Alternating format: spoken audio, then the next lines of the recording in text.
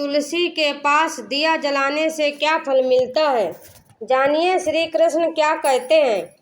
सनातन हिंदू धर्म में तुलसी के पौधे का महत्व सबसे अधिक है। इसकी सबसे पहले पूजा भगवान विष्णु ने की थी। श्री हरि कहते हैं, जिस प्रकार से देवी लक्ष्मी से वैकुंठ को ऐश्वर्य प्राप्त है, उसी प्रकार से वैकुंठ में तुलसी के कारण ही पवित्रता प्राप्त है। पृथ्वी लोक पर जिस स्थान पर भी तुलसी का पौधा होगा, उस स्थान पर कभी बुराई का वास नहीं होगा। ऐसा स्थान सबसे अधिक पवित्र होगा। इसी कारण से हमें हमारे घर में तुलसी का पौधा अवश्य ही लगाना चाहिए। तुलसी के पास दीपक जलाने से क्या होता है, आइए जानते हैं इस प्राचीन महान कथा के माध्यम से, जो भगवान श्री कृष्ण ने देवी सत्यभामा को सुनाई है। दोस्तों, एक समय की बात है। देवी सत्यभामा भगवान श्री कृष्ण के पास आकर उनसे पूछने लगती हैं, हे स्वामी, आपने मुझे तुलसी के पौधे को जल देने का महात्म्य सुना दिया था, लेकिन तुलसी के पास दीपक जलाने का क्या महात्म्य है? रोज शाम को तुलसी के पौधे के नीचे दिया जलाने से क्या फल मिलता है? तब श्री कृष्ण कहते हैं, हे देवी, आज तुमने समस्त संसार के कल्याण की भावना से बहुत ही उत्तम प्रश्न किया है। तुम्हें इस प्रश्न का उत्तर देने से पूर्व मैं तुम्हें एक प्राचीन इतिहास सुनाता हूँ, जिससे तुम्हें तुम्हारे सभी प्रश्नों के उत्तर मिल जाएंगे। शाम को तुलसी के पास दीपक जलाने से जो फल मिलता है, उसी का वर्णन मैं इस कथा में करूँगा। इसीलिए तुम इस कथा को ध्यान पूर्वक सुनना। इस कथा को ध्यान से पूरा सुनने मात्र से ही मनुष्य को 100 वर्षों तक तुलसी के पास दीपक जलाने से मिलता है। श्री कृष्ण कहते हैं, पूर्व काल की बात है।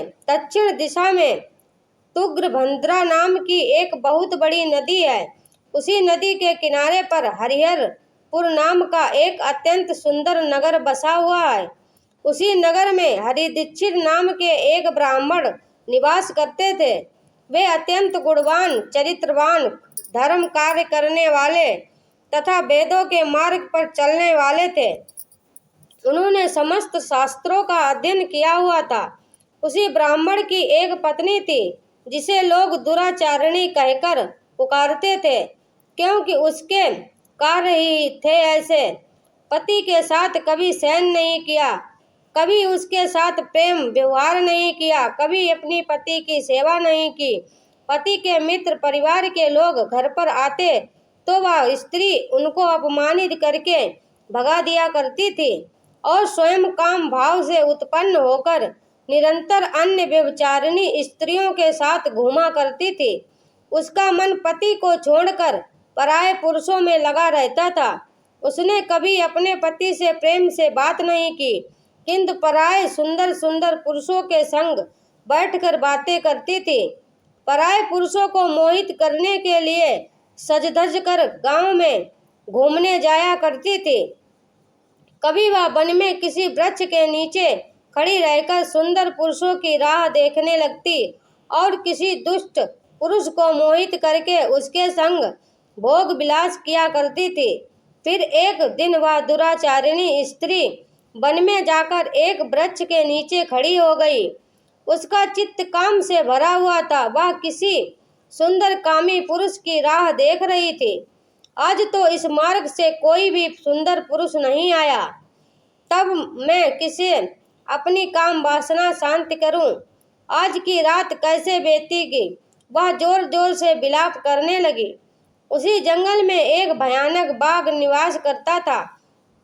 उस पापिनी स्त्री की आवाज सुनकर वह जाग गया और उसने उछलकर अपने पंजों से उसे घायल कर दिया।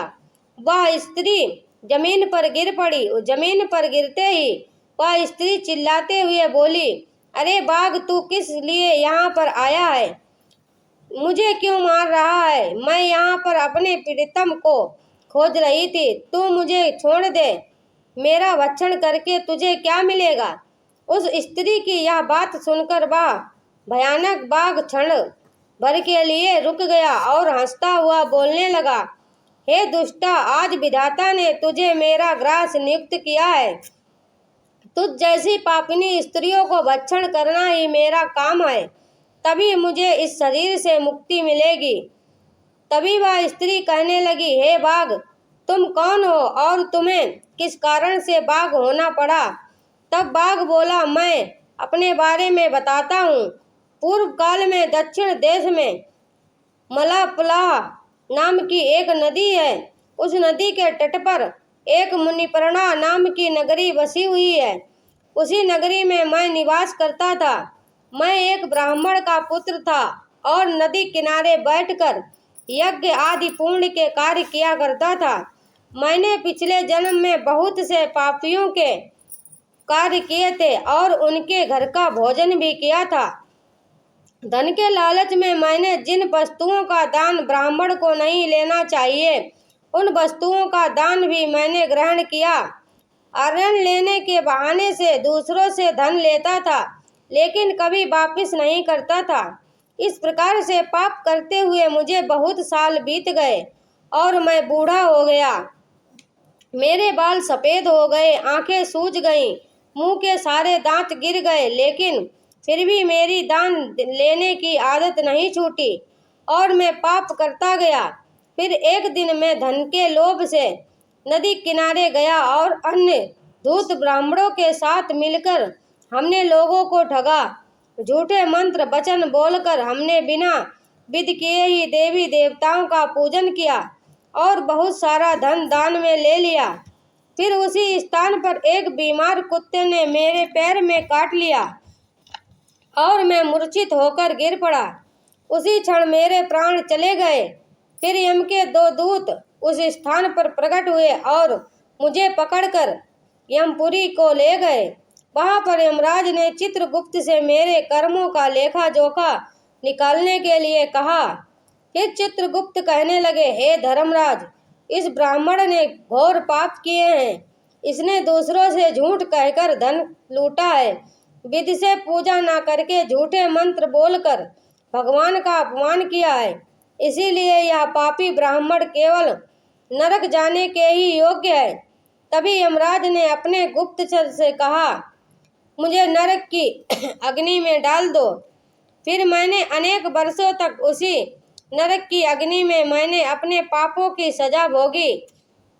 उसके बाद मुझे एक बाघ का शरीर प्राप्त हुआ। तभी मैं इस दुर्गम वन में रहने लगा। मैं अपने पिछले कर्मों को याद करके कभी महात्मा, साधु पुरुष, सती स्त्रियों का भक्षण नहीं करता हूँ। मैं केवल पापी, दुराचारी तथा उल्टा स्त्रियों का ही भक्षण करता हूँ, ताकि मुझे पाप से मुक्ति मिल जाए। इस प्रकार से उस बाघ ने अपने पूर्व जन्म का वृतांत सुना दिया और उस स्त्री से कहने लगा, हे पापी, तेरे आचरण से तू उल्टा दिखाई पड़ती है। अपने पति को छोड़कर तू इस वन में अन्य पुरुषों के साथ भोग विलास करने के लिए आई है। इसीलिए तू आज मेरा ग्रास जरूर बनेगी। इतना कहकर उसे बाघ ने स्त्री के टुकड़े टुकड़े करके खा गया। तभी वहां पर यमराज के दूत प्रकट होकर पापिनी स्त्री को उठाकर यमपुरी ले गए। वहां पर उसे यमराज के सामने खड़ा किया गया। फिर चित्रगुप्त ने उस स्त्री का लेखा जोखा निकालते हुए यमराज से कहने लगे, हे धर्मराज, यह स्त्री तो अत्यंत पापिनी है। इसने घोर पाप किए हैं। इसने व्यभिचार किया है। इसने अपने पति की कभी सेवा नहीं की। अपने पति को भूलकर पराये पुरुषों के संग भोग विलास किया करती थी।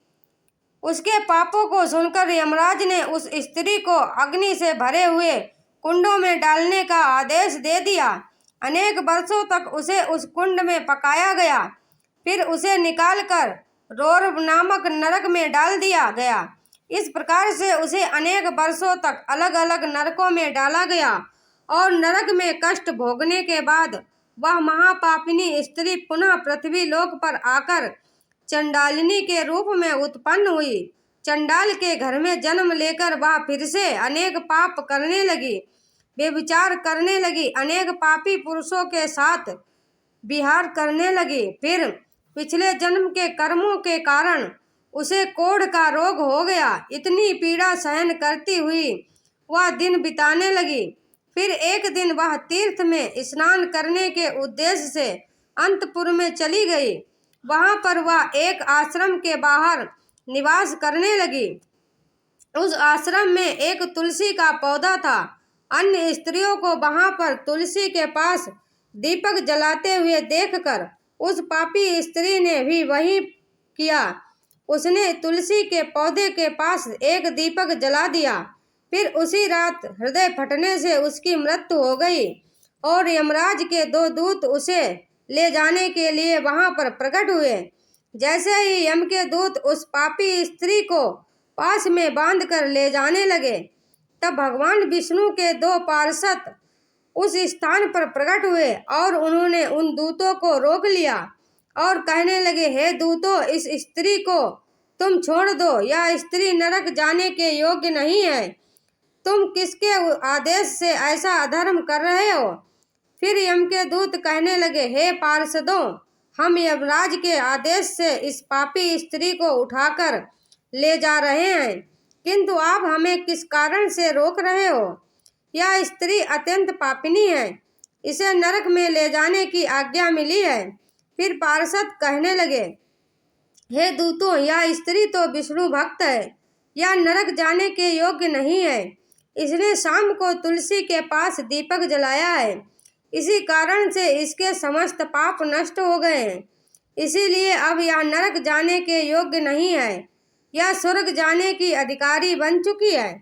पार्षदों की बात सुनकर यमदूत ने उस स्त्री को उसी स्थान पर छोड़ दिया और यमलोक लौट गए। वहां जाकर उन्होंने यमराज को सारा वृतांत सुना दिया। फिर भगवान विष्णु के पार्षद उस स्त्री को दिव्य विमान में बिठाकर स्वर्गलोक ले गए।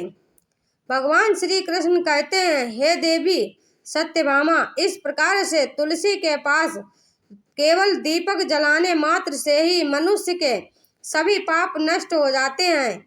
जो स्त्री नित्य शाम को तुलसी के पास दीपक जलाती है, वह सौभाग्यशाली बनती है। उसके पूर्व जन्मों के सभी पाप नष्ट हो जाते हैं। रोज तुलसी के पास दीपक जलाते समय इस मंत्र का उच्चारण करना चाहिए।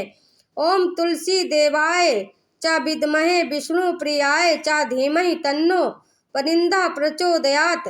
श्री कृष्ण कहते हैं, हजारों अमृत के घड़ों से नहलाने पर भी श्री हरि को उतनी तृप्ति नहीं होती जितनी वे मनुष्यों के द्वारा तुलसी का एक पत्ता चढ़ाने से प्राप्त करते हैं। नमस्कार दोस्तों, आपको यह कथा कैसी लगी कमेंट करके जरूर बताएं। जानकारी अच्छी लगी तो वीडियो को लाइक जरूर करें। कमेंट में जय श्री कृष्णा, जय माँ तुलसी जरूर लिखें। साथ ही चैनल को सब्सक्राइब करें। आप सभी का धन्यवाद। राधे राधे। जय श्री कृष्णा, जय श्री राधे राधे।